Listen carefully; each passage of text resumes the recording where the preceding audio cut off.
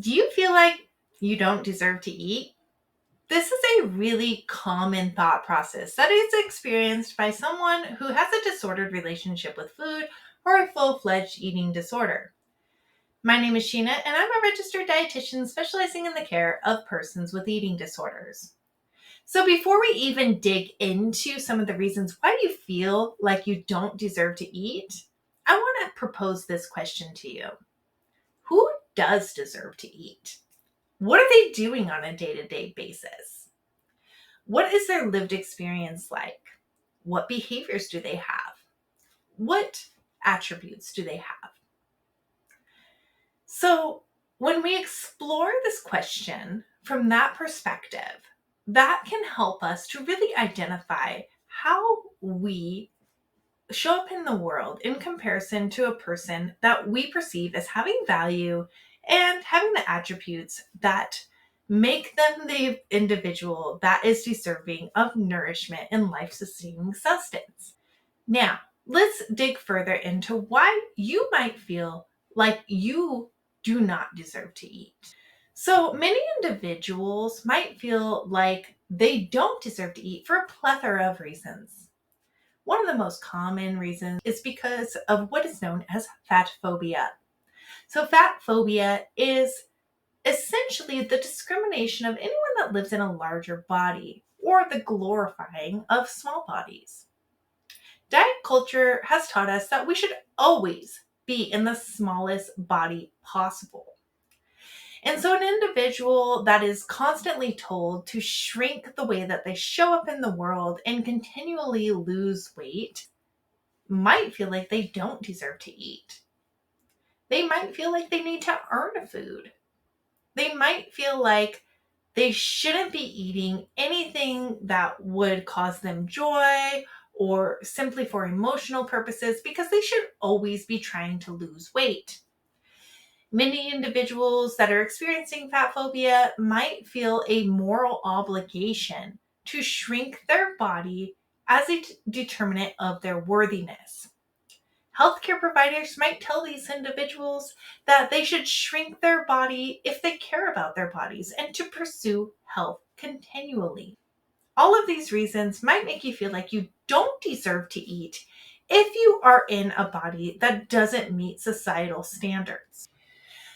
Other reasons that a person might feel like they don't deserve to eat are past trauma. Food might have been used as an abusive tool for you in a past experience. For many individuals, particularly children, food is used as a reward system.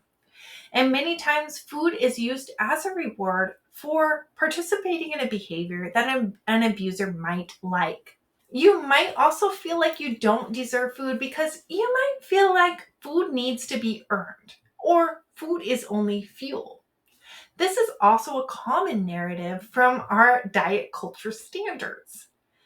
Food should only be used to nourish the body in the most optimal way or to fuel for performance. And thus, we might believe that we don't deserve food for purposes of emotional experiences or enjoyment. If food is only fuel and it needs to be earned, then we might feel the desire to compensate for the food that is consumed or food that is consumed in excess of what our societal expectations might be in order to feel like we are worthy of food. We also might feel like we don't deserve to eat if we are living in an existence of comparison. So, for example, if you are comparing yourself to peers or to friends that might consume a lower quantity of food from you or might be following diet standards, you might feel like you don't deserve to eat because that individual is consuming less and pursuing these morally obligational health standards. Now, I'm here to tell you that regardless of the reason of why you feel like you don't deserve food, whether it's social, cultural, from a health paradigm, you deserve to eat. You deserve to nourish. And you, just like whatever character you created that deserved to eat at the beginning of this narrative, deserve to eat. You require nourishment to be your optimal self.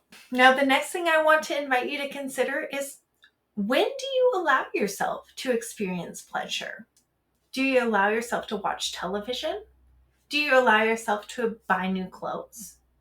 Do you allow yourself to engage in self-care, such as brushing your teeth? What makes these things different and these experiences of pleasure different than engaging in a meal that satisfies you? If you found this information helpful, please consider liking, subscribing, and sharing with a friend.